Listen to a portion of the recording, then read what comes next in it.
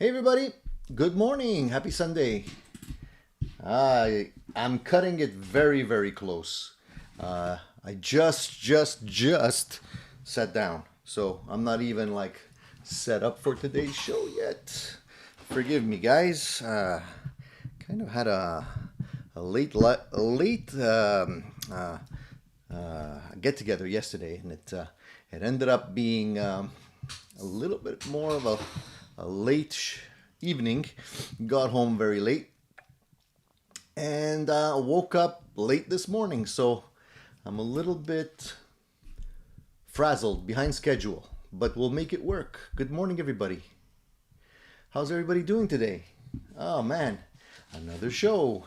We're at show number what? 85. 85. Yeah, 85. I hope everybody's doing okay today. We're going to have a great show. It's going to be a bunch of discussions regarding gear, guitars, pedals, amps, anything you guys want to talk about. I hope you guys took an opportunity to fill out the poll that I posted yesterday.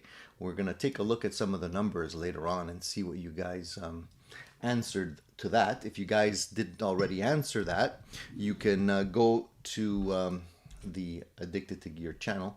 It should be posted there for you guys. I like to put the polls up because it gives us a little bit more perspective as to where everybody is in their mindset regarding gear. And the question for today, or for yesterday, because I posted it yesterday, was basically what your next purchase would most likely be, depending on where you're at with your gear. So I like to know because it gives me a perspective as to where you guys are in terms of your purchasing decisions, if you're looking at something new or not. All right. So I want to say good morning to everyone here. I want to say good morning to some of the familiar faces as well as some of the new faces. And I wanted to ask a question as well, just a general question for me. Do you guys like the timestamps? Because I usually don't put timestamps on my shows because it's rather long. It's a long process to do. But if you guys like the timestamps, I'm more than happy to put them in for you guys if it does help. I think a lot of people do like them because it allows you to narrow down a specific topic that we've covered in the show. But why I don't really like them is that because then I feel like, people won't necessarily watch the whole show. And we do talk about a lot of great stuff. It's almost like when you're a kid, you used to listen to the entire album. And then now that everything's streaming, you just listen to 30 seconds of a song and then go to the next one. It's kind of what we're dealing with today. So give me your opinion on that, guys. Let's say good morning. So Bruce, good morning. Bruce is watching CBS Sunday Morning and waiting for the show to start. Alan says, sorry I missed last week's show. You don't have to apologize. Alan, it's all right, dude. Don't worry. I'm glad you're here today. It's all good. Paul's here this morning. Hello, Paul. Maserati Nation from Ottawa. Nice to see you.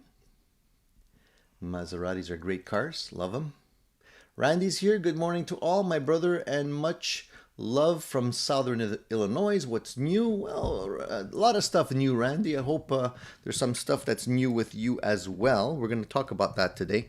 I have my headphones kind of wrapped up here. Let me just take this and unwrap that before we have an accident. I don't have too many wires. Doesn't make basically causes issues. All right. Wayne McConnell says Tokai, just Tokai. What's up, Wayne?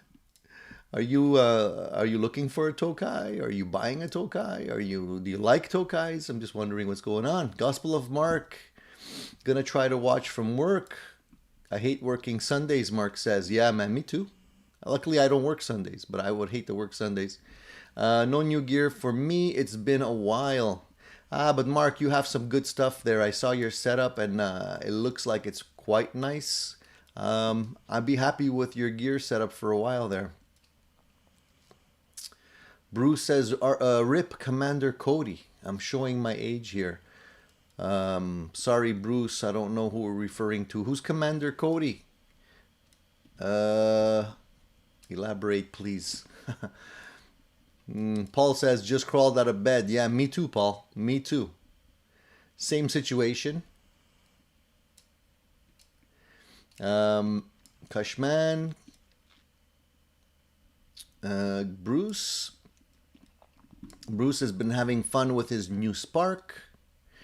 Nothing new sonically that I couldn't get before, but it's great because I can go just to any room in my house with just a guitar and the Spark and jam out. Yeah, that's really, really fun.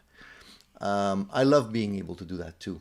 I don't have a Spark, by the way, but I eventually, I kind of get the same results with some of my multi effects. They're a little bit, they're not like, they're not amplified. Like I need to put headphones on, but in my situation at home, it's better because there's a lot of people here, so headphones work best for me. Alan is in New York. Hi, Alan. I'm gonna get a sip of water here. Alan wants to know if the Spark amp is too heavy with the bass notes. In other words, if the bass is more predominant. Sometimes they do that, Alan, just because it's a smaller speaker, just to give it a more fuller sound. Hey, Cohen, how are you? Nice to see you here. So Bruce is confirming that they've played with the EQ curve. That's the great thing about all this this connected technologies, that the firmware updates usually can resolve a lot of the issues that they have on the first releases. Fat Philosopher says no new gear, lots of window shopping. Cohen's getting set up. He just bought wood, iron bender, and a lot of little clamps starting the first acoustic build. Wow. Cohen, that is a challenge, eh? Building an acoustic is a whole other can of worms. But I think you're going to get a lot more satisfaction out of building the acoustic guitars. I can't wait to see what it looks like, man. And hear what it sounds like, too. That's really cool. I've always wanted to do that, but I don't have the patience. There's a lot of hours that go into building an acoustic guitar, man. You got to be dedicated. You got to be all in when you start a build like that. Gospel of Mark says, I'm really enjoying my Les Paul Custom 24. If I never got any other guitars, I'd be good with them. Bite your tongue, Mark. Come on. Everybody says that. No, I'm happy for you, buddy. If you feel confident that those are the ones and you'd be happy with those, that's fantastic. It's a good feeling to know that you have the ones that you are essentially happy with, you know, so that you don't have to, the search becomes a little bit less urgent when you already feel that you have the ones. Hey, Christian. Nice to see you, buddy. Hello from Germany, Christian says. Nice to see you here. All right. So we have a good bunch of people already here this morning. It looks like everybody got up early this morning, which is cool. Gospel of Mark wants to know if anyone's gigging. I have a jam session tonight. It's not a gig, but I'm happy to be jamming again with the boys. It's going to be fun. It's been a while too, so getting back into it is not always as easy, you know. You know what I learned, what I realized recently is my my index finger on my fretting hand. I think I'm starting to get a little bit of arthritis in my first joint, because when I play chords like the you know, like the A, like this, I'm having trouble bending that that joint.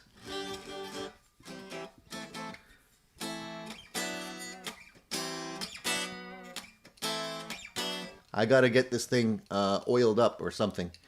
I hope I don't end up with one of those Keith Richards joints. I don't want my my finger to look like a penis. Anyway, Cool Tunes Made Easy. Hi, how's it going, buddy? Kashman, nice to see you. Rico, nice to see you from Arizona. Rico, I've always wanted to go to Arizona so badly. I gotta make I gotta make some sort of a plan to come down to Arizona at one point. Cranard, it's good to see you. Jeff, good morning. Jeff's hungover too. Hey Jeff, join the club, man. I'm kind of hungover too this morning. I think I had too much wine yesterday. Uh, Hair of the dog, he says. Yeah, I could relate to that, man. Cohen also says that he got a little Hotone Skyline tremolo. Just bought it, so no idea if it's any good. Cool. Tremolos are cool, man. I had one. I bought a cheap little Joyo one, I think it was, for a while, and it was pretty good. I kept it for a while, but then I eventually got rid of it because I didn't use it much. But for that one song where you need tremolo, it's nice to have. All right, Danham, New Jersey. Good morning, Charles 75N. Hello, Seth. Good morning, Seth. All right, Quicksilver's here as well. Next purchase, possibly an iPhone 13 Pro Max. So you're an Apple user, I take it. From what I gather, those phones are pretty nice. A friend of mine sent me some really nice macro shots from the camera, and I think it's about time Apple's finally starting to up their game on the cameras, because that's what everybody wants to use the phones for, is for video now and photo, and they've been falling behind for years on that. So I don't know what they're waiting for. If they would really up their game with the video camera, they'd kill. I didn't buy any new iPhones. I still have one that was given to me from work, so I'm happy with that for now. But if eventually I would want to get a new one, I would still probably look for the Apple devices, even though I know a lot of people don't like them. They're just getting so expensive. You gotta be ready to spend $1,000 on a phone. Alan says, Tony, no sign of the poll. My next purchase will be a new clean sounding amp. Good, Alan. I'm happy you brought that up. That was one of the topics I wanted to talk about today, because it's a perfect segue. I was actually looking at a couple of amps because I wanted to see if there was any good amps in the under $1,000 price range that would be able to do as much as possible. Clean, dirty, just not necessarily just a dedicated clean amp, but an amp that can also break up nicely or give you a little bit of drive. And the reason for that was because I was looking around in the used market, and I came across somebody selling a hot rod, a Fender hot rod, which was, I think, the version 3. They're up to version 4 now. And I looked at it for a while because I used to have one a long time ago. I had the first versions. It was one of the early amps that I bought, and it wasn't a bad amp. I mean, overall, the hot rods are pretty decent because they're not expensive, they're, flexible, but they never really had a really great drive sound, and the clean sound is a little bit pokey, let's face it. So now with version 3 and 4 and whatnot, they're becoming a little bit more interesting because they've changed the taper. I think they've changed the speaker inside a little bit. That would be a killer amplifier if Fender would take the time to update it a little bit more, because the form factor is great. It's not a big amp. It's easy to carry around to some gigs. It's loud enough. It's definitely loud enough. It's what people like. So it's one of the best-selling Fender amps that they have, even though it's not the best-sounding one, because it's in the right price range. And I saw one used for, the guy was asking about $500 for it, which is not expensive. So I was reconsidering it because it's been probably over 20 years now that I had that amp, and I had good memories of it. But now I'm wondering if it's just my my memories failing me, because I started watching some other videos, and it's a so-so amp, right? So I was in the market, and I'm trying to figure out what would be a good, let's say, amplifier to get under $1,000. And as you guys probably had already seen, I basically took a I did a review of the Princeton, and I think the Princeton is a great sounding amplifier. It's just like not loud enough for gigs. That's the unfortunate thing. If it was just a little bit louder, it would be great. If I had an effects loop, it would be even better. But it's a great overall amp, but it's above $1,000. It's like $1,500 all in with taxes. So I was into looking. I was basically trying to see what else is out there in that price range. The thing with the Princeton is it doesn't do dirty all that well. You have to definitely use a pedal in front of it, but for the cleans, it's amazing. So I'm wondering if you guys have any suggestions for me on that under $1,000. And don't be shy. Let's go down to. If you guys have any specific gear questions that you want me to answer, please go ahead and ask. Don't wait till the last, 10 minutes or 15 minutes of the show so that we can answer the questions right away. If I miss it, please let me know. Just ask it again. If you want to do a super chat, be my guest. Rico says, come on down, visit Grand Canyon, Sedona. I was actually in Vegas a few times, so not too far from the Grand Canyon, but I never made my way down there, but I would really like to come and see. Tonefish says, hell, I'm still drunk.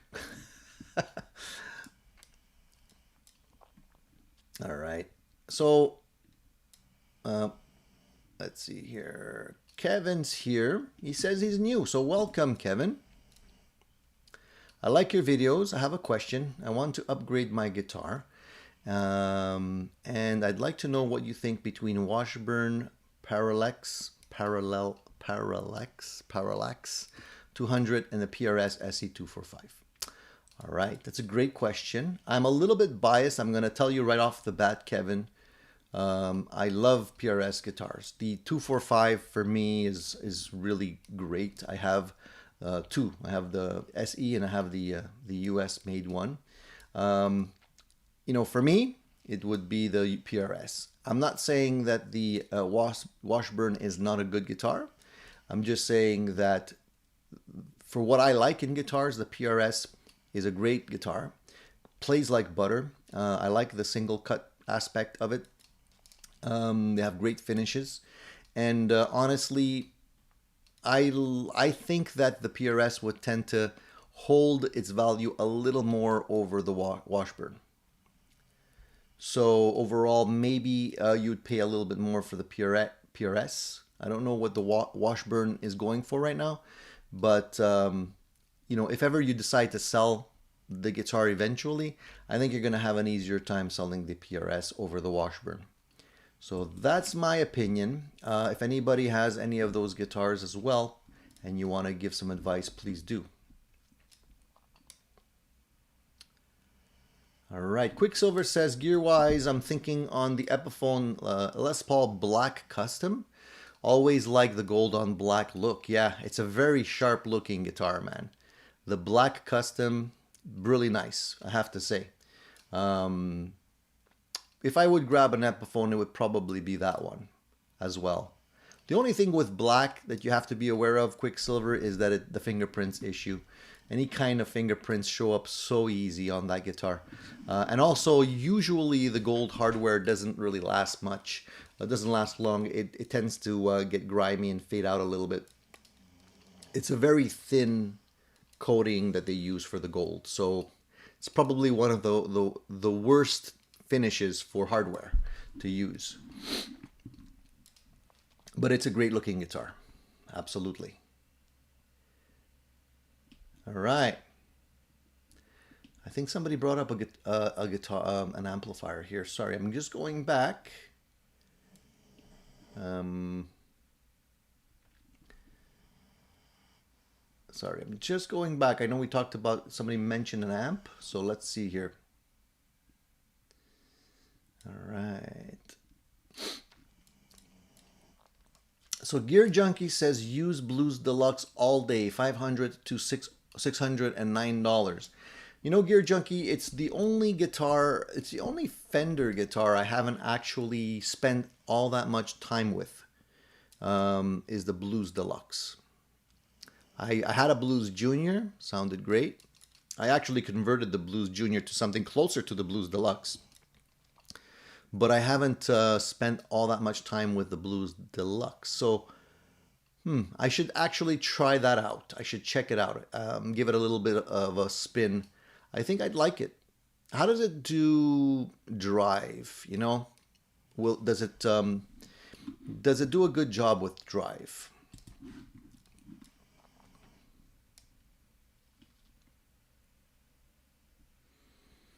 All right.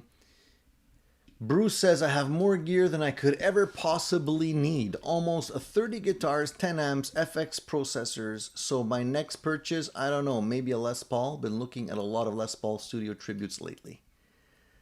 Well, Bruce, have you checked out the Gibson just came out with a another like a pretty affordable guitar. It's the Modern Collection. Have you seen that? It's basically like a Les Paul Jr. with kind of updated features. Interestingly enough, that is one of the most affordable ones that they have out. It's $1,000. It's $999. It basically looks like this. Here, let me just show you. It's very close. Sorry, handling two guitars at once. Very close to this, actually. Very close. I almost laughed when I saw it because it's almost identical. So this is the Harley Benton. This is the Harley Benton SC Junior Limited. Well, it's actually not the limited one. The limited one I think is silver. This is $224. It's a killer guitar, man. Honestly, it's one of the. If you like P90s, definitely check this out. I love P90s. Great guitar. Plays so well. Sounds really good. I have no complaints about this guitar, except for the bridge.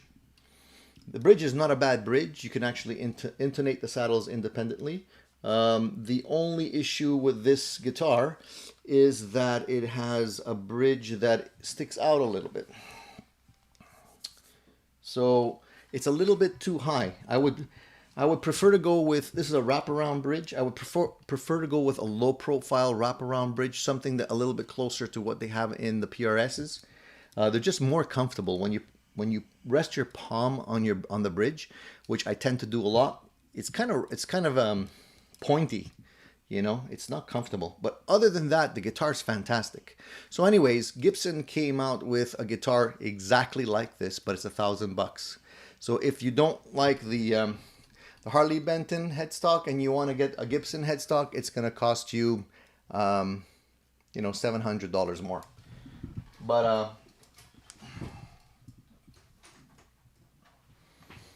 personally, I just grab one of these, and if you're not happy with the P90s, just spend the money and upgrade it and put the P90s you want in it. But I don't even think you're going to need to do that.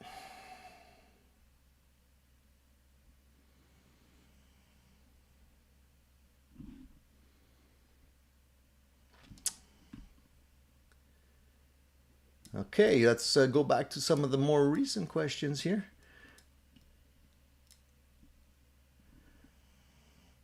All right, sorry, I'm falling behind, guys. I'm falling behind.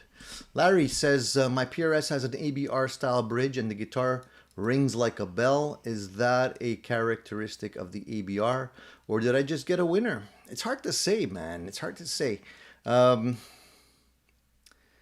Like if it rings like a bell, don't change anything on that guitar. That's all I can say. If it sounds great, just keep everything as is. Don't go changing the bridge or anything like that.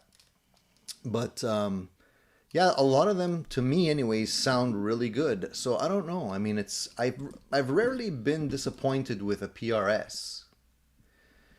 The only weak point that I always bring up, and I'm not the only one, with the PRSs is the pickups usually are not, I don't know, they have their own sound, which for me, I like to go with something a little bit more classic sounding. Fat Philosopher says PRS don't hold their value value all that well. $500 guitar selling for 200. I was talking about the SEs, Fat Philosopher. Seth says, good stuff, amazing, clean, respectable classic rock gain. So I'll check it out. I'll check it out for sure. All right.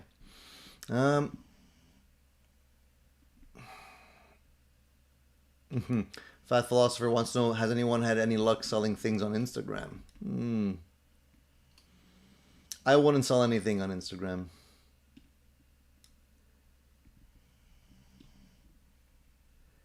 I think you're better off dealing in person as much as you can. I think anytime you're selling gear, it's best to work cash and face to face as much as possible. I don't even like the e-transfers all that much, to be honest with you. Jeff says, I got a single cut version of that Harley Benton guitar. It's great, but you are right about the bridge. Yeah. And you know what? The only regret I have of that Harley Benton guitar is that I should have got something other than white. It came in a silver sparkle as well, but at the time I thought it would be a little bit too blingy, so I went with the white. I figured if I didn't like the white, I can always paint it a different color eventually. The white is not bad. It's just that, you know, I'm not a huge fan of white. Although the white is like an eggshell white, it's not shiny, which is good, because I think if it was shiny, it would be a little bit less nice.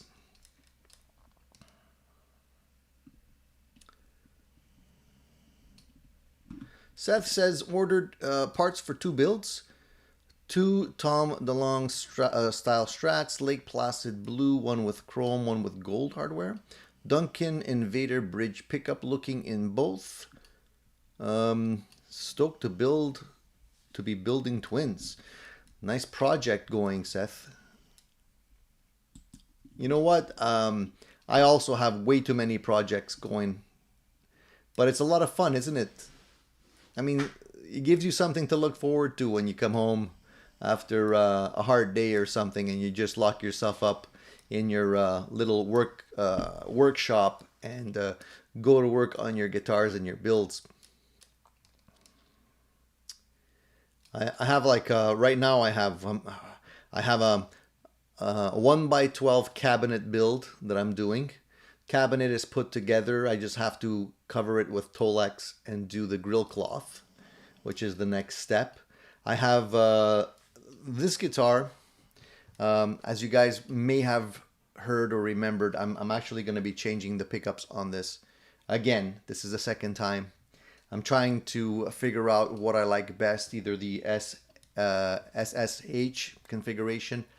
I figured I'm not a big fan of the SSH configuration, so I want to try the the HH. So I ended up ordering another pick guard from Sir. It cost me a fortune. And I loaded it up with these Gatekeeper pickups. So you guys might think I'm crazy because, you know, the Sir's a pretty expensive guitar, and the Gatekeeper are budget pickups. But the ones that I tried in a Telecaster I really liked, so I ended up installing a set in this pickup, in this pickguard. So I have the Gatekeeper, the GKP H plus in the neck and the GKP H plus in the bridge, and basically it's gonna look like this when I'm done. But I'm not done yet. So let's see what will it look like. It's gonna look kind of like, oh, I can see if I can, something like that. Oh, if I can get that to, yeah. So these only come in black, I think. So I didn't get the white pickups. I don't mind the color. The only thing is I'm not even sure these are F-spaced. I don't think they are. I gotta measure them. So if they're not F-spaced, they're going to be slightly off, but I'm going to try them. I really like the way Sir shields the back of their pick guards completely. Really nice. So at least there's that. And the reason why I ordered this pick guard is because I want to just drop it in. I'm going to take the other one out. I'm going to keep this one as is. So I need to get new pots. So now that I'm going to the humbuckers, I'm going to get 500K pots. I'm going to get a 3-way switch. This is a 5-way. And I'm just going to swap everything over. I don't even know if this will fit, because the screws on this they're pretty long. I might have to actually cut the screws on these, make them a little shorter to fit the route. But I'm just trying to get the sound that I have in my head for this guitar. And it's a great guitar, but I haven't been playing it all that much just because I haven't gotten the 100% of the sound that I'm after, just because I'm not a fan of the split coils. Not the split coils, the humbucker single coils.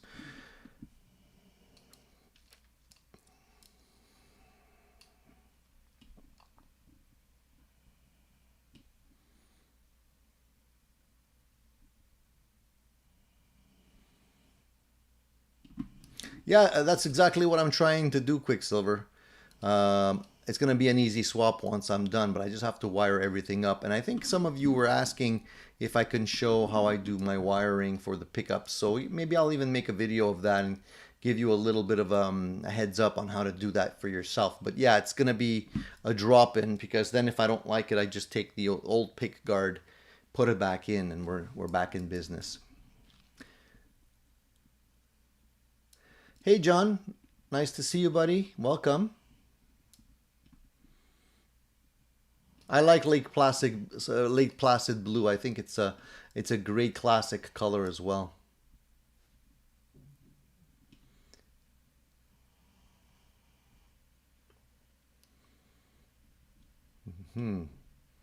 Hey, Paul. Paul says, I have the Fuzz IMP Top Jack Horseman arriving this week. It's a Klon with the overdrive circuit changing to a fuzz. Interesting. That probably will give you a nice beefy sound at the end of the day. I wonder how it's going to sound. Fuzz is a great option. Anybody wants to get some hair on their notes. Not their nuts, their notes, guys. Keep it clean. Rico says, I just got my first used American Performer Telecaster hum. Has a split coil neck humbucker and a grease bucket tone circuit, 675 with case and gig bag too. And that's a pretty sweet deal, Rico. Nice. Nice. I love Telecasters, Rico. I think you're going to love it too. I think it's going to be great. So getting back to your question, Seth. So the Sir swap, that's another project. My Frankenstrat build is still moving forward, although it's kind of it's been 3 times now that I'm trying to get the paint to work properly, and I think the sealer that I use is not letting the paint stick to it enough. When I put tape on it and then I peel it off, the paint comes off. So I'm gonna definitely have to give it a primer coat, and I was trying to avoid doing that, but I'm gonna have to give it a primer coat to help it stick a little bit more. So that's the next thing, because I sanded it back already once. I did the paint, the black, sanded it back because the paint was peeling off. Applied more black to see if I can get it to adhere better. Applied the tape, peeled off the tape, peeled off the paint with it. I'm also going to get a lower tack tape as well. The one I have is a little bit too aggressive. I'm going to put all the odds in my corner, but definitely I think I'm going to have to go with a primer just to give it a little bit more stick, and hopefully that'll do the trick. I was so stoked. I had taped up all the guitar body, so it was gonna get to the point where it's black and white, black stripes, white paint. I was stoked to see what that was gonna look like, and I had to kind of now backstep again, and it's taking a long time. It's getting a long time. So Rico, yeah, it's in the works, but it's not going quick. So I gotta be patient. Plus, it's starting to get cold and usually you don't want to be painting in very cold temperatures. That doesn't help the paint to flow. So if you paint in cold temperatures, then you have to kind of warm up the paint a little bit, put it in some warm water to get it to flow a little bit better. Oh man, it's gonna be fun, but it's like a lot of work. The other thing, so the Frankenstrat. The other thing I'm working on the Frankenstrat too. I actually have this neck. This is going to be the neck I'm going to be putting on the Frankenstrat. But as you can see, it's not routed for a Floyd. So I'm going to have to route this out for a Floyd, and I wanted to just extend the wood a little bit so I wouldn't have a shelf. I don't want the neck, the locking nut to be cantilevered out with nothing underneath. Because it's not wide enough for that.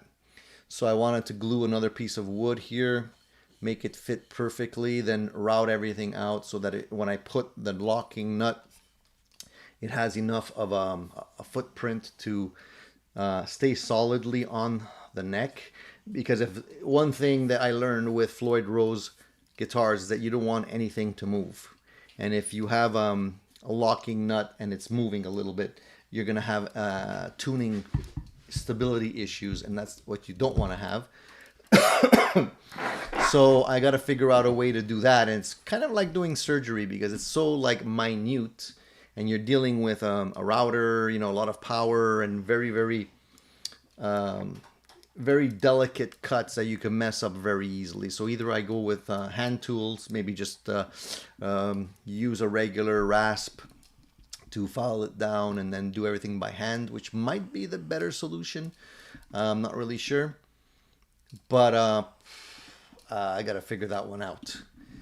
By the way, the parts that I ordered from Stu Mac still haven't arrived, and I'm freaking out right now because it's been weeks, and I'm hoping that I'm gonna get them soon because there's a few parts in that order that I need to finish a couple of these builds, and I can't really move forward with them. So I'm a little bit miffed that it's taking so long. But anyways, it is what it is. Rico says, come to Arizona and paint your guitars. It'll be 35 degrees C here today. Yeah, I'm not used to that kind of weather, Rico. I'm more of a 22 degree Celsius guy. 35 is a little bit much, but I hear it's a dry heat, so that's cool. At least your cars last a long time, right? So Rico, usually I don't wait too long before removing the stripe tape. In this case, it just basically came off even before I put the tape on the first time. Just like fixing some of the rough points, I was just taking a little bit of sandpaper, very light sanding just to fix a couple of places, and it was already flaking off. So I think the paint is not adhering properly to the sealer. So I think it's gonna have to be that primer.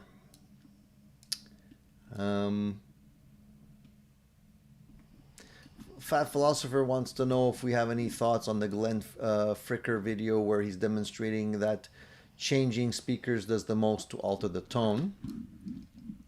Definitely. That is, one of the things that I do if at all I don't like, if I find an amplifier is harsh or doesn't have as much tonal, let's say, range. You can change the tubes, but tubes don't make that much of a difference. I mean, they do make a difference, but overall, very, very less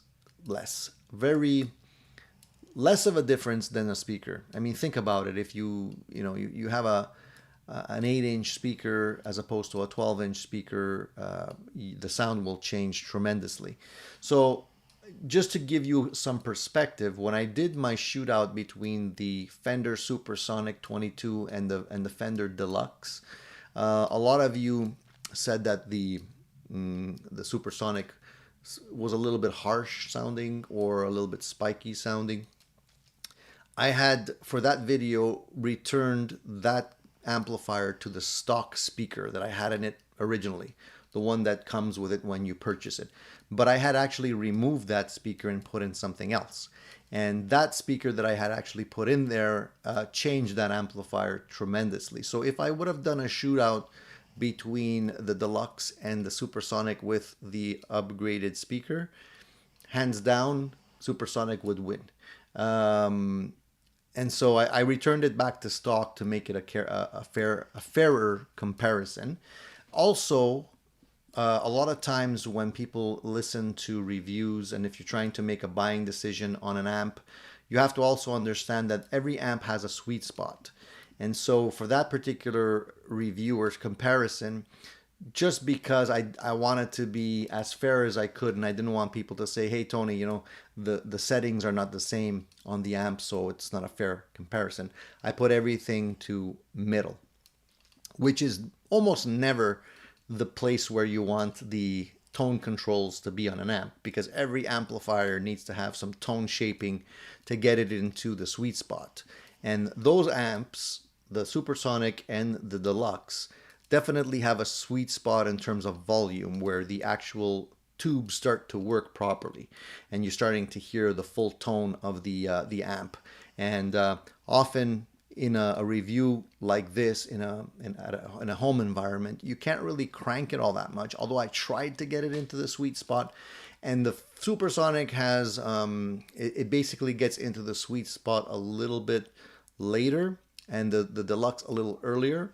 So again, you have that volume thing, which is kind of hard to represent accurately on a video, because then you have a volume jump and it kind of confuses the ear. But long story short, yes, the speaker change will have a huge effect on sound. It's almost the, I mean, it's the equivalent of changing your pickups on a guitar.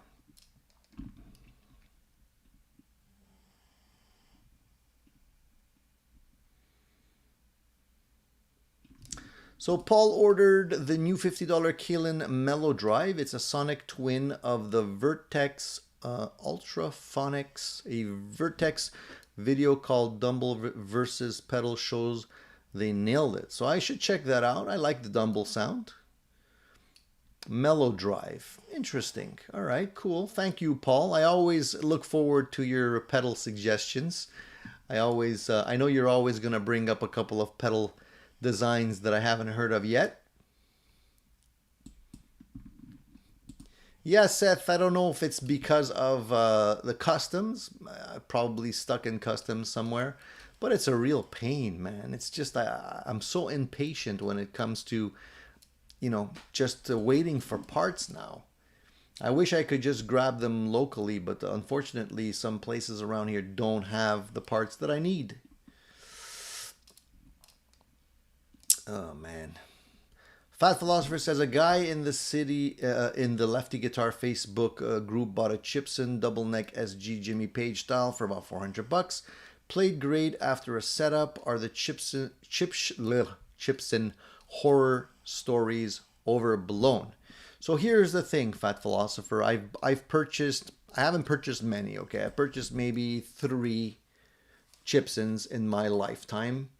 2 of them were Gibson style guitars, and I still have one of them, the last one that I purchased. I can honestly say from the first ones to the one I have now, there was a stretch of probably about a 10-year period.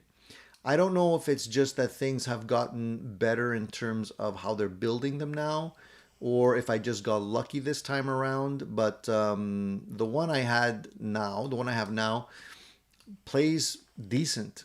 You know, I set it up, I upgraded the bridge on it, and it plays. Although the person I bought it from had already done some mods to it, so that there was already a few things that were kind of updated on it.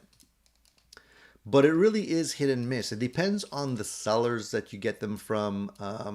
And obviously, there's a lot of scamming going on with these things, okay? You have to know that a lot of times these guys are showing you pictures of real Gibsons and they're sending you something totally different. So don't go by the pictures, especially if they look really slick and professional. They're usually not what you're going to get. They're usually just images that they've taken off Reverb or other places. And don't expect high quality.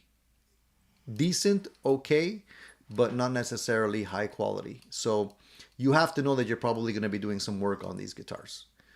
If you look at, for example, the 335s that they sell, you can tell like they don't spend money on hardware. The hardware is very, very cheap. You can always tell on the 335s because the little pickup angle that you usually have here that holds your pick guard is a very specific type, and they never have those on the Gibsons. So they're going for budget hardware.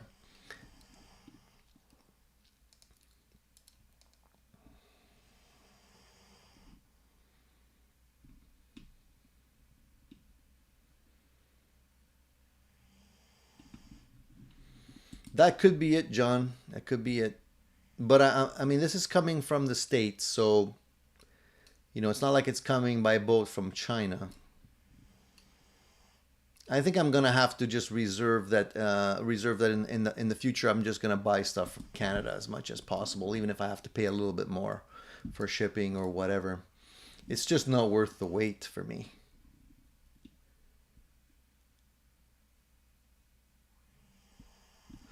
And a lot of times, John, the guitars all come from the same place. You just have different people selling them. They're basically middlemen. They buy from the factory whatever they can get, and they sell. And a lot of times, it's all coming from the same one or two factories.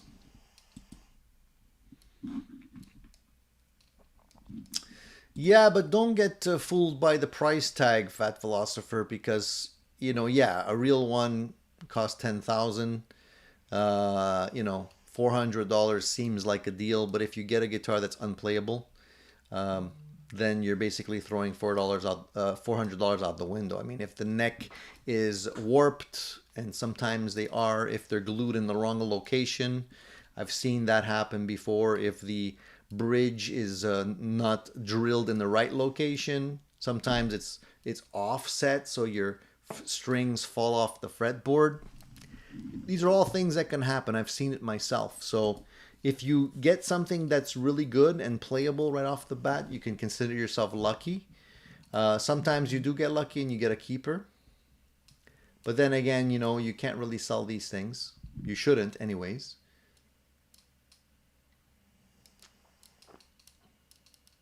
Plus, I mean, it's cool to have a double neck, but honestly, how practical is it?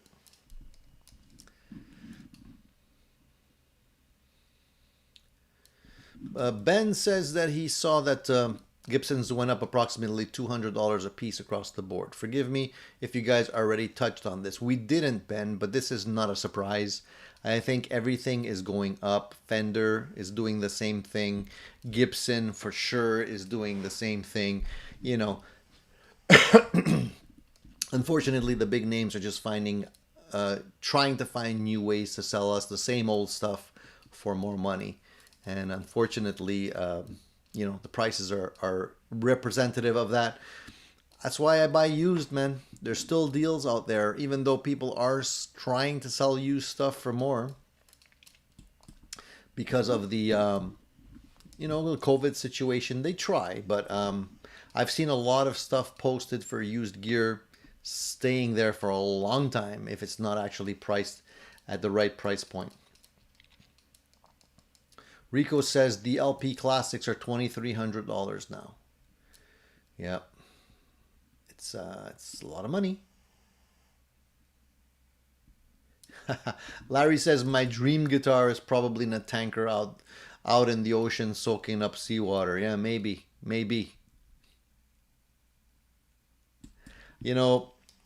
That's why I'm spending more time building my own guitars. Just because pound per pound, dollar for dollar, I think I can get, especially for the Strat style guitars. The Gibson style guitars are a little bit harder to build, granted, but the Strat style guitars are not that hard to build. I mean, you're really just putting parts together. As long as you know what to look for and make sure everything fits properly. There's a little tweaking to go along with that and setup, of course, but I love doing that anyways. At the end of the day, you can, spend, even if you spend top dollar for parts, which you don't necessarily need to do because there's a lot of compatible parts out there, painted and everything, I might add. You can build yourself a really killer guitar for like, anywhere between $400 and $600. And if you know what you're doing, they're killer guitars. Guitars like Telecasters, for example, pretty simple to build, So you can definitely get a great sounding guitar out of it. And if you don't mind it not saying Fender on the headstock or, whatever, you can do a great job. But I'm always looking for deals. I'm always looking for the next brand that's going to give you the value that the big names, don't necessarily give you for the money that they're asking. Alternates is what I like to call them. Hey Jamal, nice to see you, buddy. Thank you for joining. Jeff says he bought a Les Paul Classic in September 2019 for £1,500. They're over £2,000 now. So I would say that's a pretty good investment. That's what I'm looking at this as right now. It's an investment. You can put your money in the bank, but you're going to get zero dividends from it. You're going to get zero interest from it. Putting your money in the bank these days is not a good vehicle anymore. So, I can see why guys like Joe Bonamassa are just snagging up all of the vintage gear he can find. Because at the end of the day, that gear is going to be worth a lot more money. And I'm sure he's looking at it as an investment,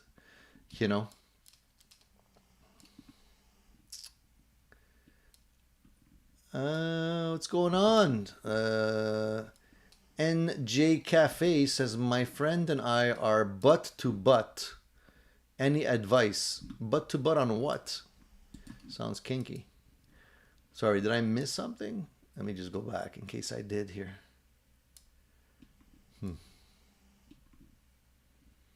I don't see the previous comment, so maybe you can elaborate on that, please. Jack Collins wants to say hello. Playing music in church today. Well, enjoy that, Jack. Awesome, awesome. Play your heart out. Play your heart out, Jack. It's always good.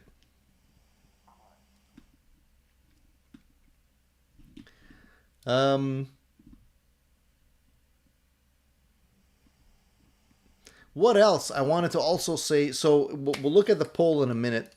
I'm also building a new Strat, by the way. I don't know if I mentioned that. I'm also building a new Strat, gold hardware on that one. It's almost like an SRV inspired version, but it's not gonna have the reverse bridge on it. I don't need that, but it is gonna have, rosewood fretboard, 3-tone sunburst body, gold hardware on it as well. And I'm gonna put the Gun Street wiring harness on that. And yeah, I don't know. I haven't decided which single coils I'm gonna put on there, but I do have a set of Tone Riders City Limits that I pulled out of another guitar that probably will end up in that one. And it's basically ready to be put together. I just don't have the stupid gold bridge screws that I need. The ones I have are too long, so I'm trying to get shorter ones in gold. Not easy to find right now. So for the meantime, I'll probably just put in a shorter set of non-gold screws, and then eventually swap them out when I can source the gold ones, so it doesn't stop me from putting it together. I just want to get that built soon as well. I love building stuff. I just don't have enough time in the day. And the other thing I wanted to also bring up beyond the poll question is I also looked at as I mentioned earlier, I was looking at those affordable amps, And I saw that there was an article in one of the magazines. I won't necessarily name which one it was, but they were talking about also affordable amps under $1,000. And they had a list of them that they thought were like the best ones in their opinion for amps under $1,000. They were a combination of just the heads or a combo unit. And I don't know if I necessarily agree with their lineup here. I wanted to talk about that a little bit.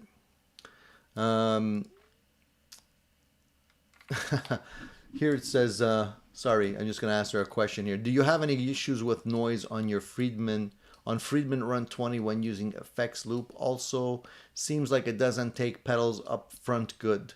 I don't have a Friedman Runt. I have the Friedman Dirty Shirley.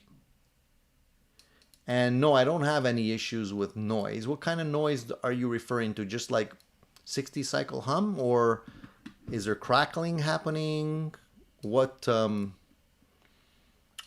of noise are you talking about there, Charlie? Maybe I can help you out.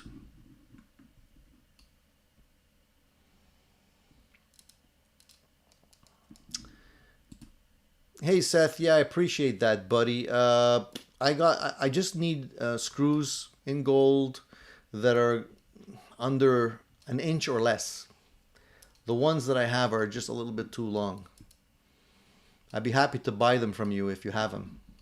Let me know, all right?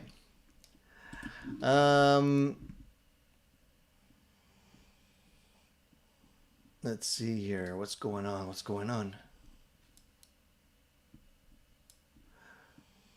John says, I'm good, going nuts, locked down for so long, haven't seen my daughter since mom's funeral 2 months ago. John, my condolences, man. This is a rough time. Really rough time for everyone. I don't even want to start to tell you what we've been going through here, but we've lost a few people in our immediate family, older generation, and it's all during the lockdown period. Nightmare. Nobody expected this to happen. So my heart goes out to you. Hang in there, buddy. It's gonna get better. It is.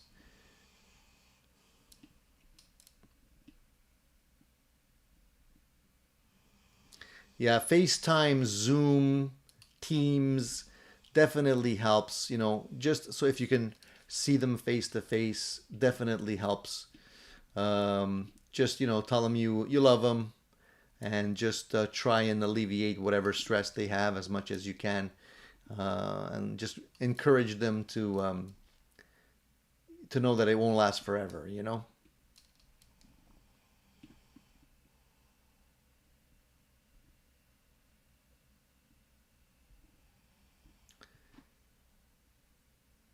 All right, hang in there, guys. It's gonna get better. You'll see. So getting back to the list, so these are the amps that they were talking about that they felt were the best selection for under $1,000. So there's the PRS MT15. This is the Mark Tremonti head, which is I think $659 US. I haven't played one yet. It sounds okay for the drive if you like that, that uh, quite a bit of drive. The clean is all right. I don't know if it's the best clean, but it's $659. So that was one of them. They mentioned the Blackstar HT20R Mark II at $599. Now I haven't played that one specifically, but I do have the Jared James Nichols one, which is a little bit more than $1,000 now. So maybe it wouldn't fall into that category, but I like the JJ. The Blackstar HT I think is geared more to a little bit more like metal type sounds. $599 for the head. Then they had the Boss Katana, $599 as well. Everybody sort of has heard the Katana. We know what it has to offer. $599. All right. Then there's the Vox AC15 at $899. The PV Invictive HM, which I believe is a transistor unit at $799. Then there's the $599 Fender Blues Junior version 4. I like the Blues Juniors. I think those are decent amps at five. I don't even know if they're $5.99 anymore, but they do the clean thing pretty good. They take pedals pretty good. They don't do the metal thing, obviously. So, but they're pretty loud. So I'm giving you my vote for the Blues Junior. Then there's the Orange OR15H at $6.99. The Black Star again. I guess Black Star ended up in this thing twice. The Black Star Silverline Deluxe at $5.29, and I think that is also a transistor version. Then $7.99 the Marshall DSL 40, which I think a lot of people like the DSL. I like the DSL as well.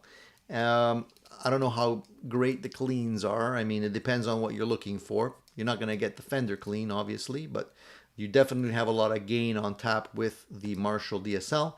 And then for $9.79, the Egnator Rebel 30 Mark II, which I had, a great amplifier also, and you do have the ability to go either into that British territory or the American territory by they have a knob that basically allows you to switch between different types of tubes.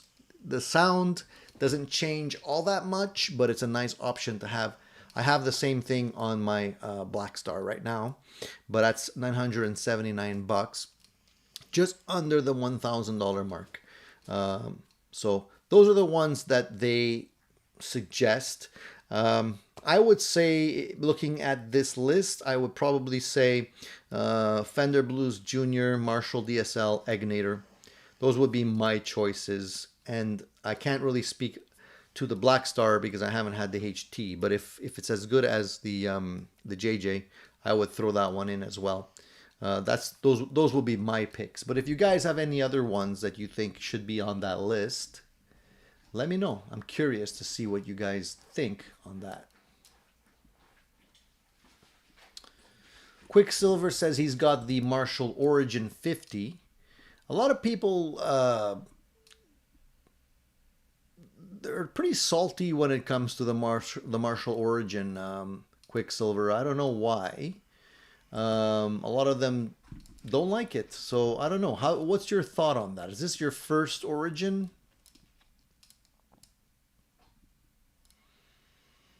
I don't know why Fender doesn't make something that is going to be like they're able to make. Fender makes the EVH stuff now, right? So they're able to make things with plenty of gain. We know that, right? They also came out with amps like the Machete. They're upping the gain channels on some of their existing Fender lines. I'm just waiting for them to get a little bit closer with an amplifier that can do a really sweet clean and a really nice drive. They haven't really hit the mark on that yet, you know. But you look at the EVH stuff that they're coming out with, it's mostly gain. The thing that I find with the Fender gain is that it's very noisy. You have a lot of hiss with any type of amps made by Fender that have a lot of gain as soon as you start driving up the gain.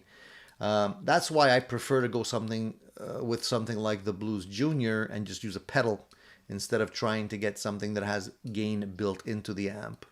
The Supersonic, has gain in there. It's usable, but usually you need to do something with it. You need to either boost it with another pedal or just EQ it a little bit better with an EQ pedal. But it's usable. You know what I mean? But they haven't come out with something yet. And I'm pretty sure Fender could blow the socks off of Mesa Boogie if they wanted to in terms of the cleans. It's just that Mesa has better drive. So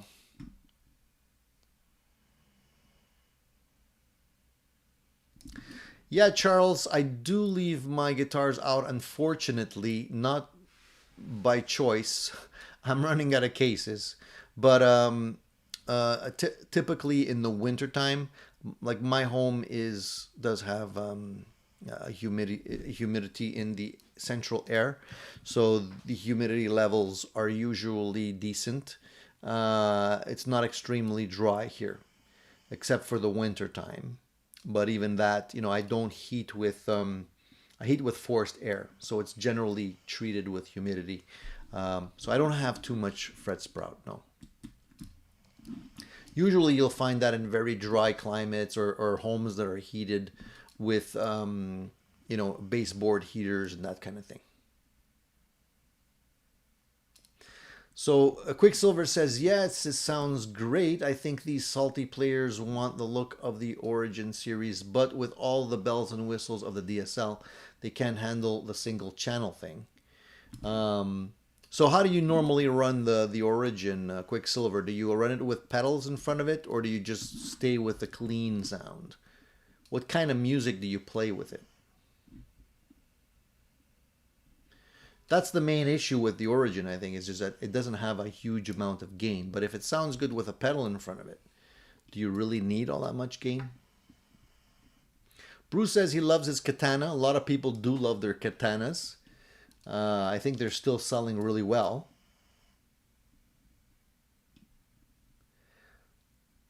And Beavis says he's not a big combo amp fan himself. So what do you use, Beavis? If you're not using combos, do you is it a head and a cabinet, or do you go into a multi-effects unit?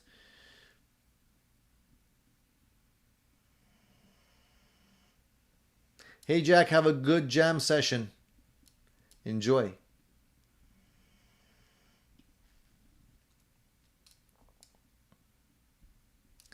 Yeah, I agree that the Fender should make more amp heads. It would be cool to have the ability to... I like the amp head just because I'm able to, and I have the luxury of going between a 412 cabinet, a 212 cabinet, a 112 cabinet, and you can actually have different speakers in all of these cabinets so you can see which one plays the best with that particular head. Plus, when I go to my jam session, it's a lot easier just to carry a head than a whole combo. It's a lot lighter. So that's always good because they do have cabinets there that we could normally go through. Bruce says, just got my notification on my phone that Addicted to Gear is live. I guess I'll leave this and go there. I don't know what's going on, Bruce. I sent out that notification yesterday. So I don't know. What can I say? I think something's messed up with YouTube. Maybe they have me in a different time zone for whatever reason.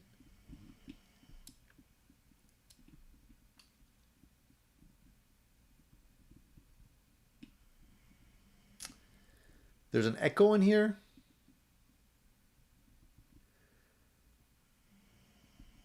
Quicksilver.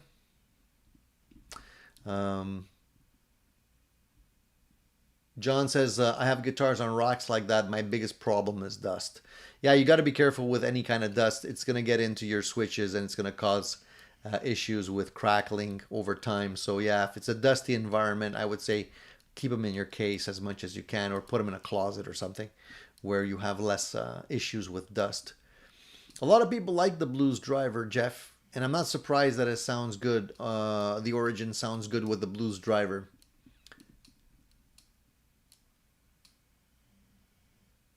Beavis says, baseboard heat here in New England. I get to do a biannual truss rod adjustment on like a dozen guitars. The truss, I mean, for me, the truss rods do get adjusted. The fret sprout, not so much. But truss rods, yeah, I usually adjust the truss rods every time I change my strings. Just as a check. You know, that's one part of the 24-point check that I normally do whenever I change strings on a guitar. Especially if you're changing the gauge of strings on the guitar. I'm not sure, Dan. I think they also make the supersonic head. I know they used to make the Bandmaster heads. I think they have the Bassman heads as well. I know that all of their the Bass Breaker line sell combos as well as heads, so they have quite a few. So it's not just the supersonic.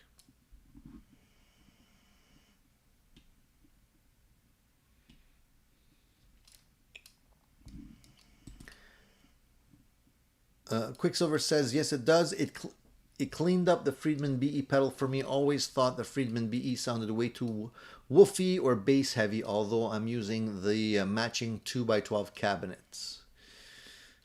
That's why I went with the Dirty Shirley as opposed to the Brown Eye. I like the sound of the Brown Eye. It sounds great if you're really playing it full tilt. But I'm more of a classic rock kind of player myself. I feel that the Dirty Shirley has enough gain for me right through the amplifier without any pedals.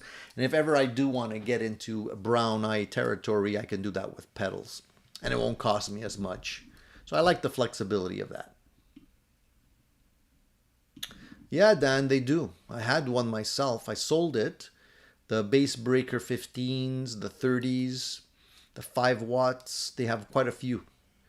In that line, I would suggest, I like the 30R best, but they're hard to find.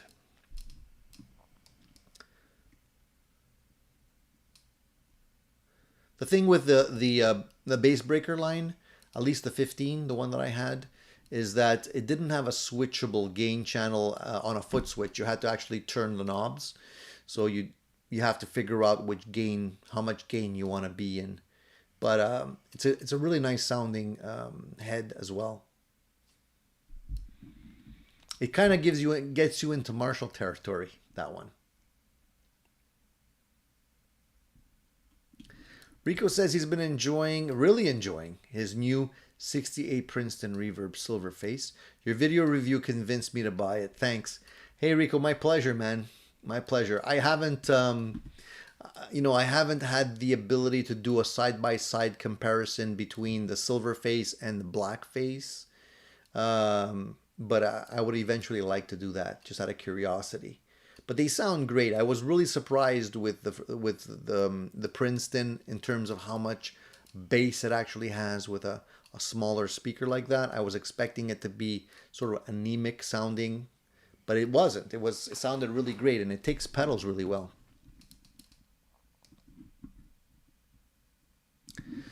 John, if you've never touched a truss rod on your guitars, especially if you've had them for 30 years, you will be surprised if ever you do bring it to someone to get them adjusted.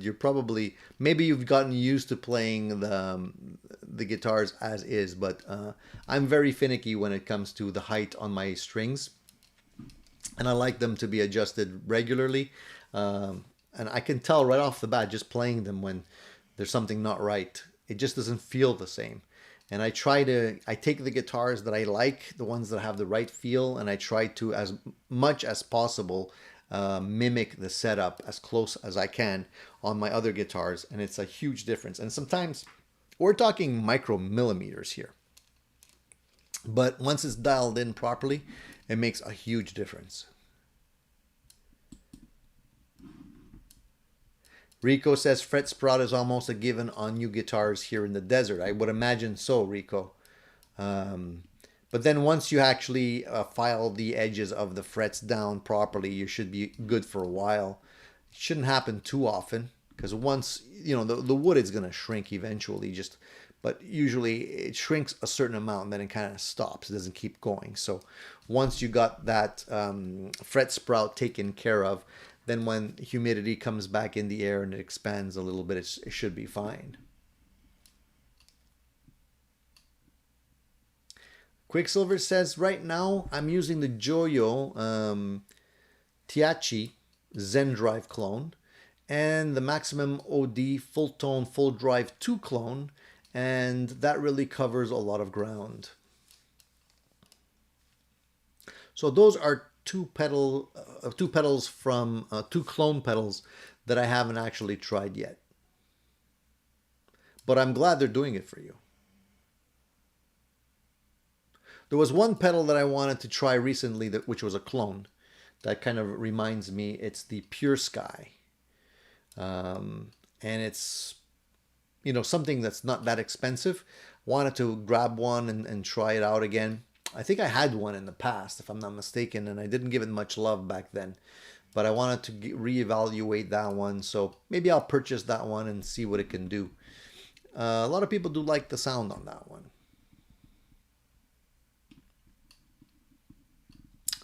So Paul's giving us his take on the Origin. He says the Origin 50 is a basic JCM 50. Like all the early Marshalls, they only do clean and light crunch, but players judge those amps from 70s recordings of players using overdrives and fuzz pedals. Yeah, I know. That's probably why they got a bad rap. The good thing is, because of the bad rap, you can grab those Origins for pretty cheap. So if you're looking for something as a clean pedal platform, that's a good option to go for. And it's not in the best amp under $1,000 list that I read before.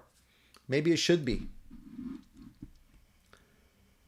Larry wants to know if anybody used like the new NYXL strings, coated strings.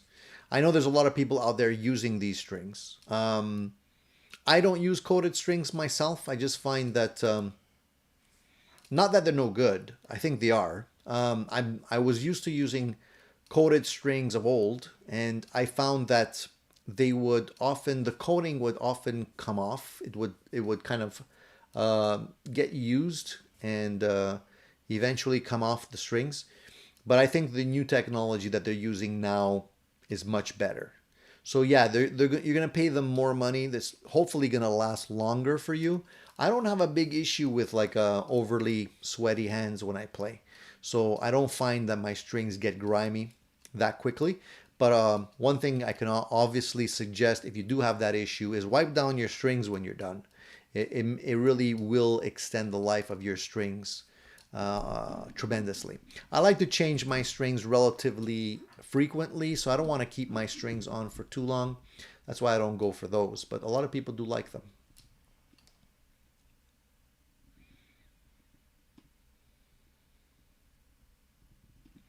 Fat Philosopher says he finds single wood necks. I think you mean like a one piece, not bolted on.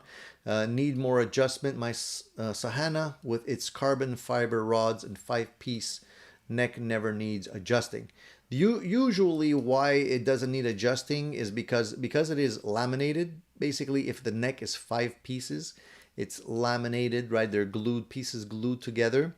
Sometimes they glue the grains in opposite directions, so it actually stabilizes the neck more. It's actually like plywood. You know, plywood rarely warps because it has so many different plies, and they usually alternate the grains to make it a very, very solid piece of wood that does not warp, you know?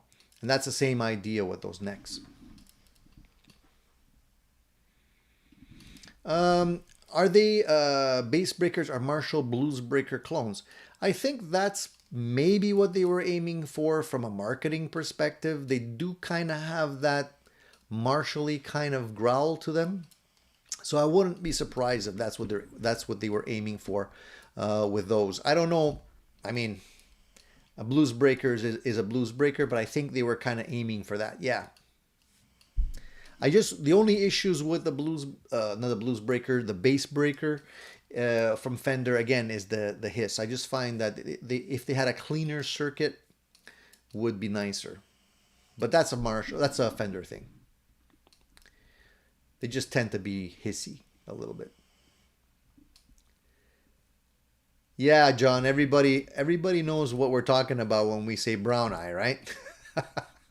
I'm surprised Dave is not getting more flack now, especially nowadays where everything's over analyzed, everything's politically or politically incorrect. There's so many things you can't say anymore.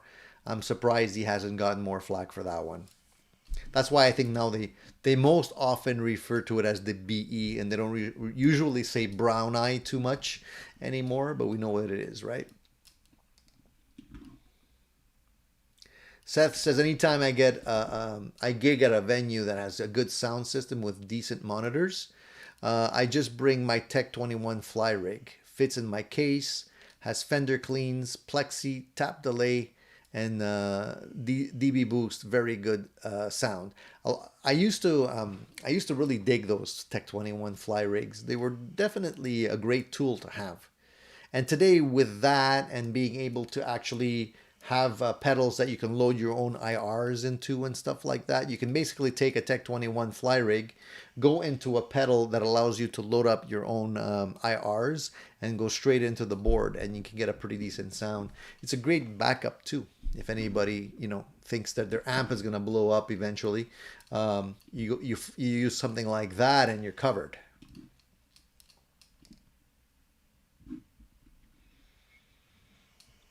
Fat Philosopher doesn't have any issues with adjustment because he says that Japan is a wet, high humidity country, but mind you, too much humidity can also cause issues as well. So it's the other way around, right? Dan says, I love my Princeton as well, but settle for a black face as I have the silver face deluxe reverb. All right, so you have the best of both worlds, Dan. That's cool. It's good to be able to actually evaluate them side by side for a while and then make a decision as to which one you're going to keep. I keep flip-flopping. That's my problem. I can't really make a decision, so that's why I keep on hanging on to too much gear, because one minute I like one minute I like the other one, and so, like, you know, sometimes I feel, oh, you know, this particular amp I should get rid of because I don't play it much. Then I plug a specific guitar into it that just sounds wonderful, and I'm like, what was I thinking? So it's hard to make that, it's hard to let go. Rico says, my local used shop had both, and both the black face and the silver face, and we could A/B them. The black face was just too bright. Loved the silver face. So there you go. But what guitar were you playing through that, Rico? Was it a humbucker, single coil, Strat? What was it? Telecaster? You know, that often will determine or be a cause of the brightness as well. Dan of New Jersey says, I have a Les Paul double cut. It took me weeks of minute adjustments to finally get it dialed in. It has a maple neck. I love doing that, Dan. That's what I love the most. It's just tweaking the guitars till they're just perfect. And you're right, it takes time. It's very hard to dial in something, unless you have years of experience. It's very hard to dial in your guitar the first time. Just, you know, you put it on the bench and you do all of the setup and it's like spot on. I love to try and get it in the ballpark. I play the guitar, and sometimes I just have a screwdriver, you know, right by me, and I make minute adjustments as I'm playing the guitar, the height of the pickup, the relief of the neck, the height of the bridge. You know, sometimes I have to file down the nut or whatever, and I get it dialed in perfectly. Then it's like, oh, amazing. Because I know what I like, you know, and I know how to get to it. People that bring their guitars to techs, you know, they'll get you in the ballpark. But unless you have a really, really killer tech that really knows how you play, it's hard to dial in something like that. It's personal preference. Dan says, I found that leaving my guitars in their coffin cuts down on fret sprout. That is true.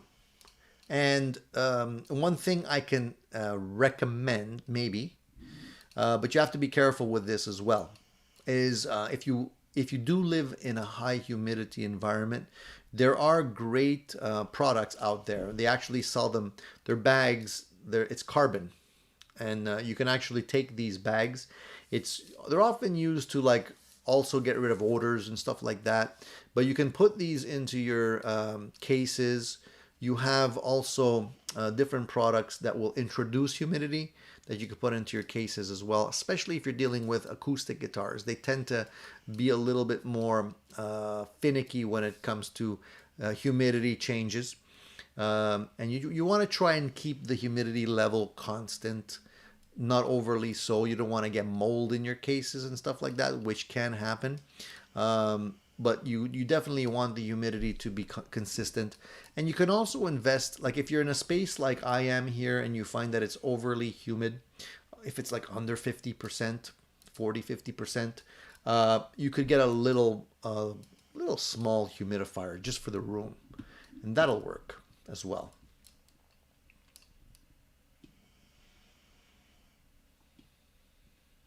John says, I have good I have a good variation of neck sizes and profiles, so I can move from high to low action and shredder necks to baseball bat without really caring. I do the same, John. I like a variety of different sizes of necks or styles of necks, but the action needs to be the way I want it to be. I don't like it to be too high, too low. I play pretty hard when I hit the strings. So action that is too low is gonna cause like buzzing and pinging.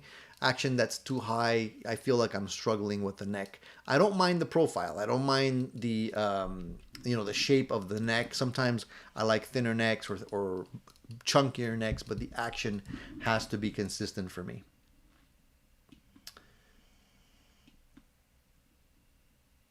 Um, Jeff says, I thought some retailers thought the Origins were going to be discontinued. I bought a 20H for like 250 pounds. Good deal.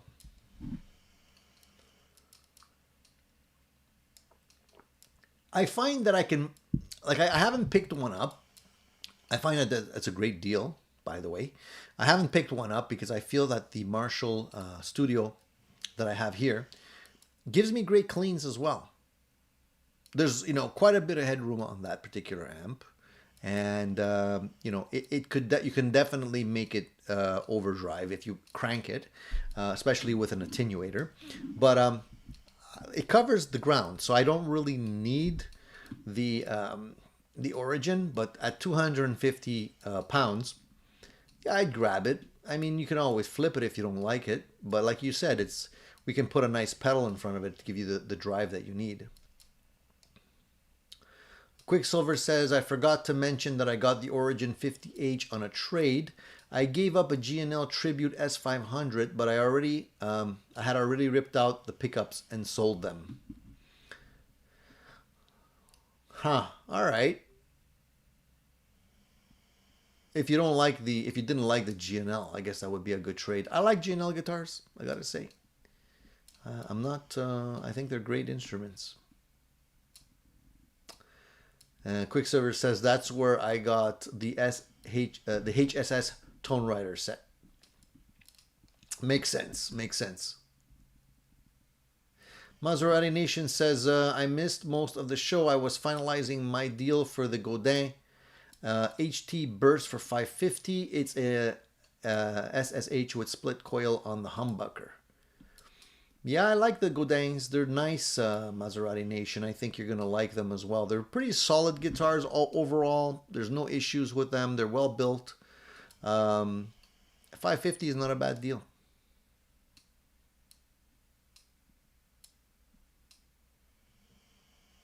Beavis says multi-piece necks are much more stable. So he agrees with me on that.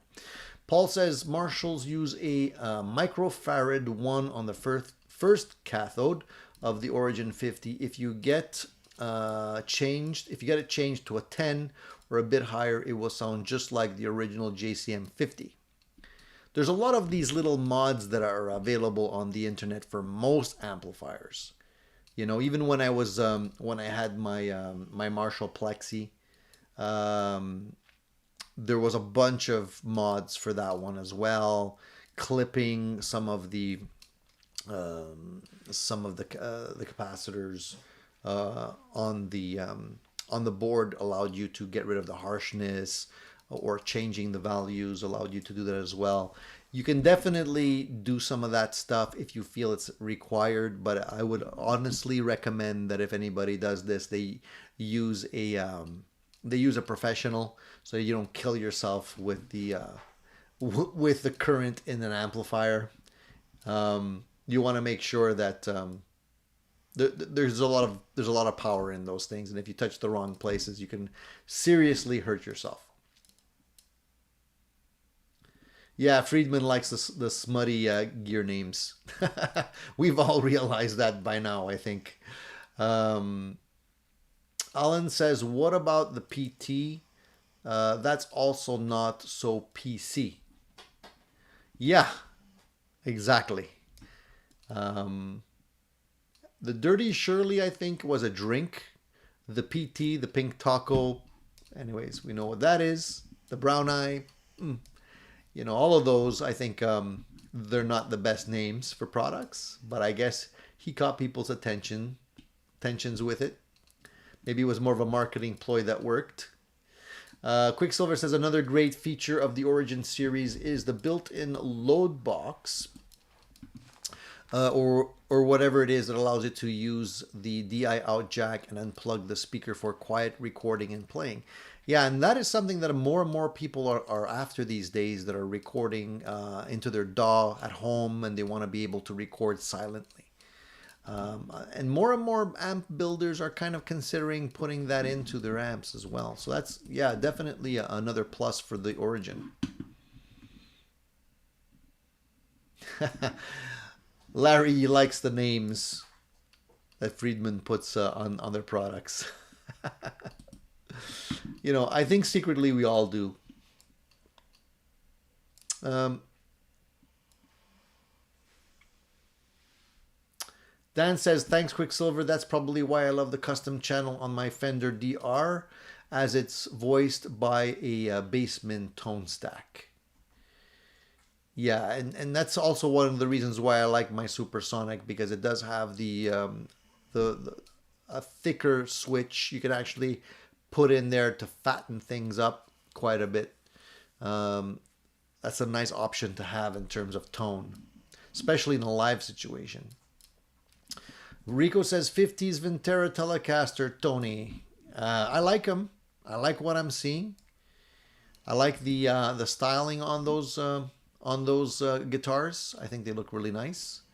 Yeah, I don't see why you shouldn't grab one if you have the means.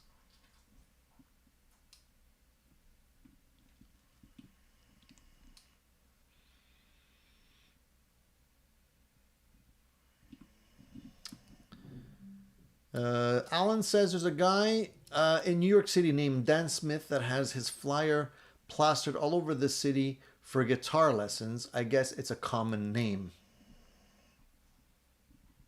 Could be.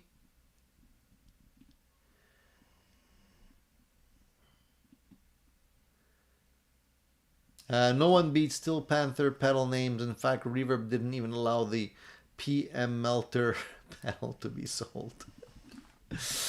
Yeah, we all know about Steel Panther, right? Yeah, so little things like that these days don't fly under the radar as much anymore. So even though it's a tongue-in-cheek type of thing, you got to be super careful, because you can easily get blackballed and end up in a lot of hot water and end up having to backpedal on the names eventually.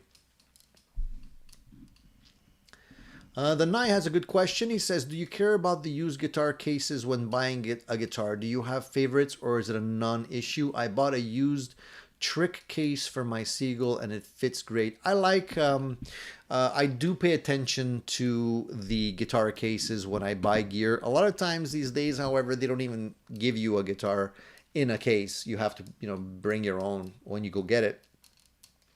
But whenever I see any of the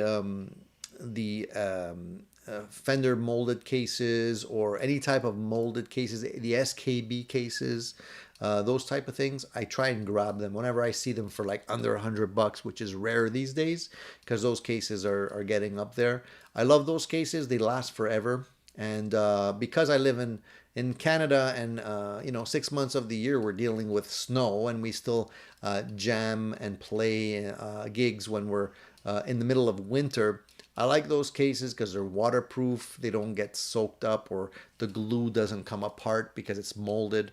And the entire inside portion of the case is molded with like foam. So, I feel like they're perfectly protected.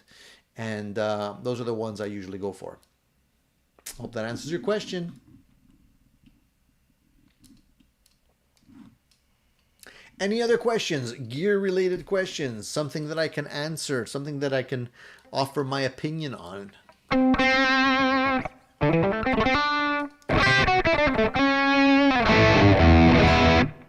guitar's not even tuned. Bah.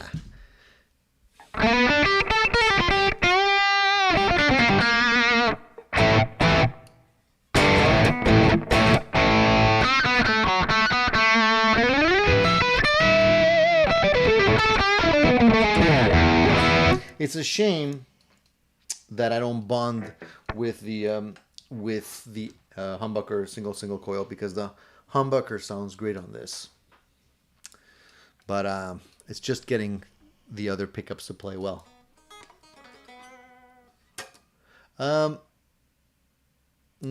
Seth says Reunion Blues Deluxe gig bags are pretty awesome. I haven't tried those. I kind of stay away from gig bags though. I'm just trying to get a decent sound here.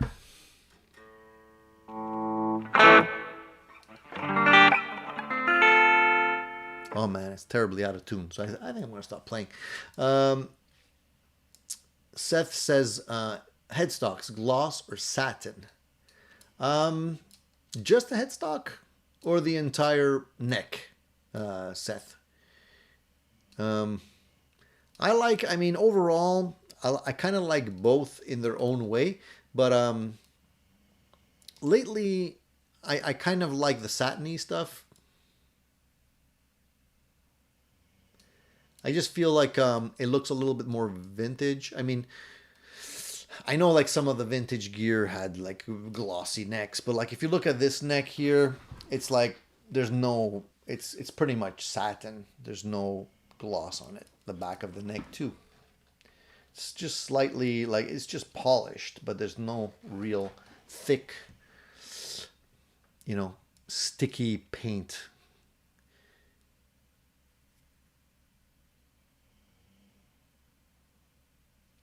Rico says, Tony, I did the AB amp test with a 50s Ventira. Oh, okay, I see what you mean. I got you, Rico. I thought you meant what... I thought you were asking what I thought about the Ventira. All right, cool. Makes sense.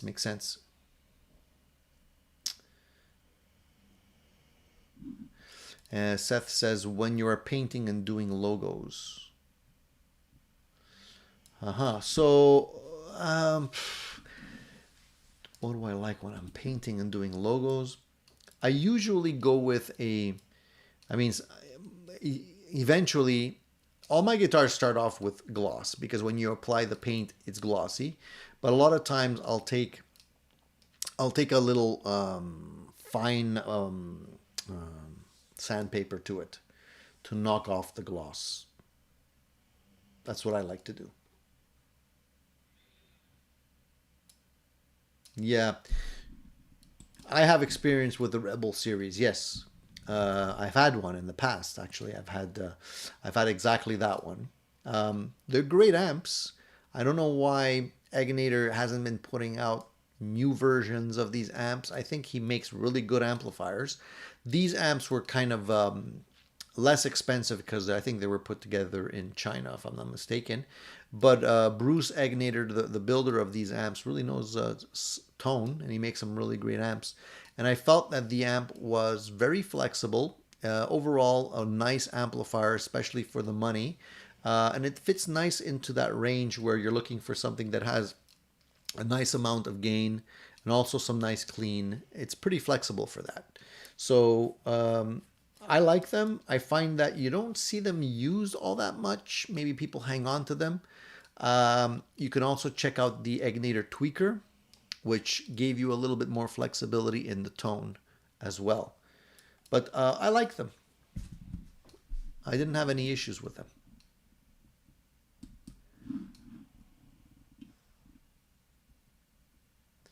Just listed, Cool Tune says, just listed my Tubemeister 18 in the hunt for small head. Okay, so yeah, I would say if you're in the hunt for a small head, what's your budget, Cool Tunes? And I guess if you had the Tubemeister 18, you like to have some gain on tap. You're not looking for something completely clean.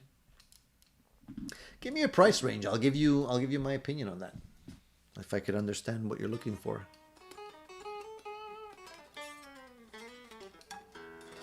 I'm so looking forward to tonight's jam. You guys don't know.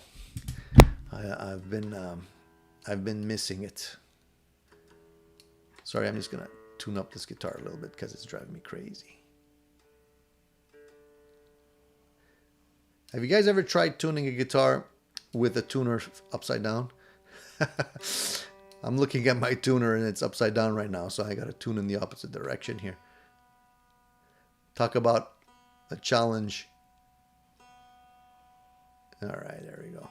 It's getting there. All right, I think we're going to be good now. Got to lower this thing. It's too loud. There we go. I don't have a good sound here. Oh, that's too rough.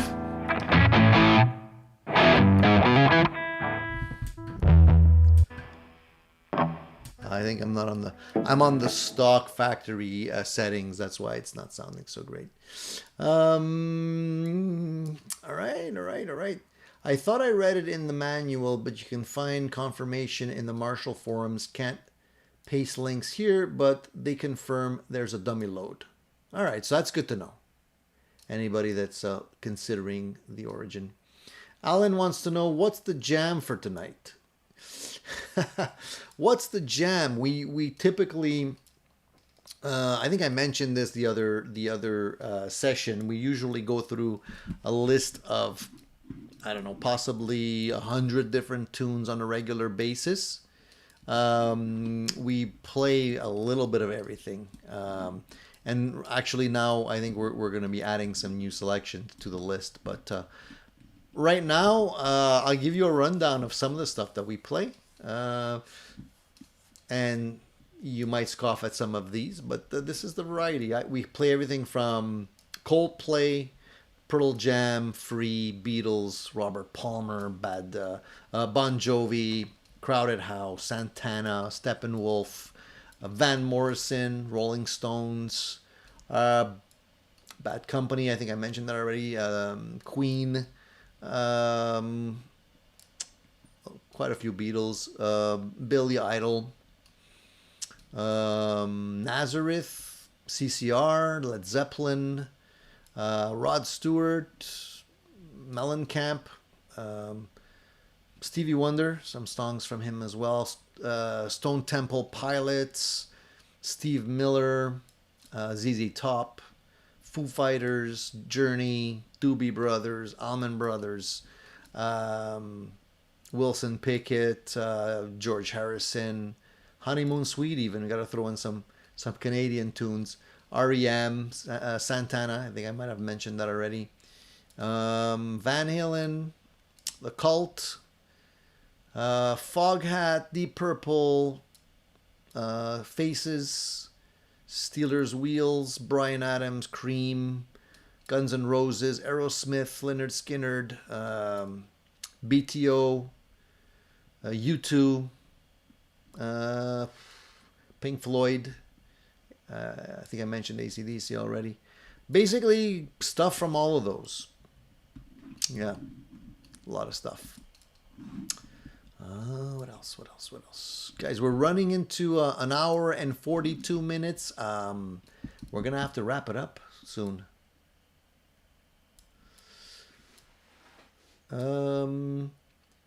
I wonder if it's something to do with low power switching. Tonefish says, I'm having withdrawals, cut my ring fingertip pretty bad with a chef's knife. I can't play right now. Oh man, that's rough, dude. I hope it's not too serious. If it's just here's a little tip, all right? I got this from Stevie Ray Vaughan. He used to play really aggressively and his fingers would bleed sometimes. What he would do, and I guarantee this works, I've tried it, a drop of crazy glue on the tip of your fingers makes them super hard, and you can play as aggressively as you want. I don't know if it would work with a cut, but maybe if it's a minor cut, it probably would work too, you know. Check with your doctor first. I'm not giving medical advice here. Larry says, when I play HSS, I lower the middle pickup all the way down so it doesn't hit it. A lot of people do that. That's why I don't really like the HSH layout, because I find that there's not a lot of room for picking. And I don't pick right in the middle. So it does cause issues for me as well. That's why I'd rather just go with a, HH configuration.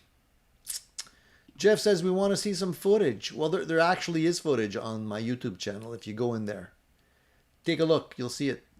There's a little clip that we recorded with a phone. It's not very well recorded, but it's in there. Do you show us how to play a song, or do I show you? You mean do I want to show you right now? I wouldn't want to get into that on the live show. I don't think a lot of people would want me to show them how to play a song right now. But you can check out my channel. There's some video clips there. I did have a couple of clips way back. This is probably over 10 years ago, where I do show how to play some songs. But I stopped doing that after YouTube started to demonetize everything. It's not worth it.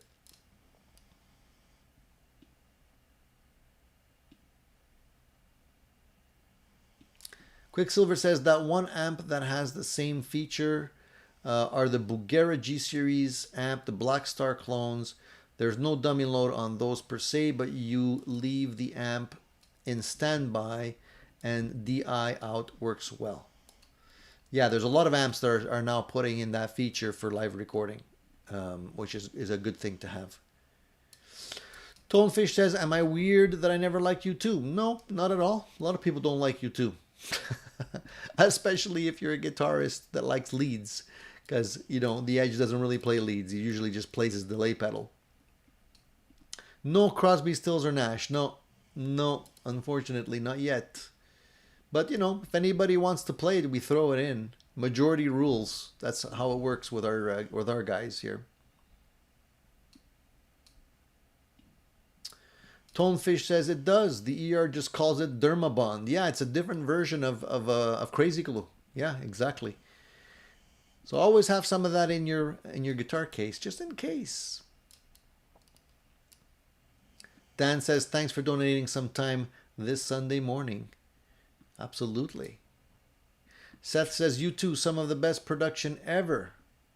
So Seth's a U2 fan. The thing about U2, especially if you're trying to play that with a band, is just being able to mimic all of the delay stuff that's happening with the Edge, and the doubled guitars and all that stuff. It's not easy. You have to have a pretty good pedal platform to be able to pull that off with all the effects and everything. Alan says, doesn't matter. I don't like Bruce Springsteen. Most can't understand.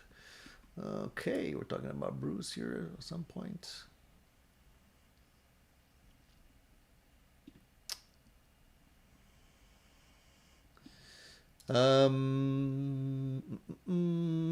Tonefish says, my wife is an ER nurse. We use CA glue for wounds.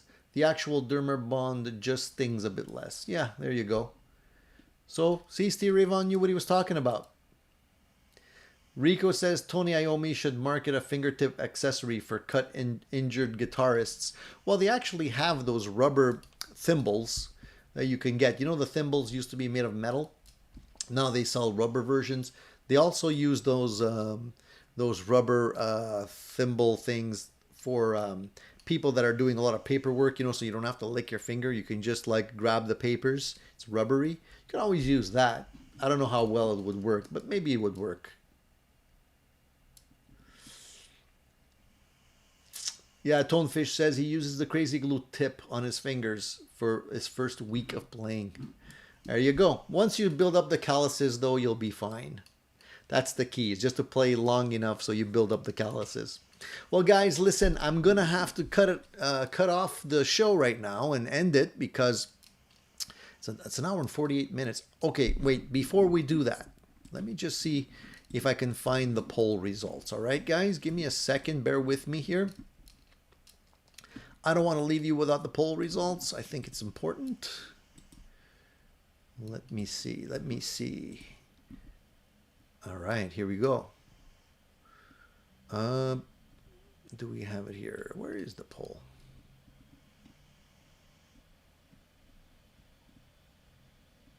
Here we go. All right, so we have the poll results in. Let me see if I can share this with you. There's got to be a way for me to share my screen.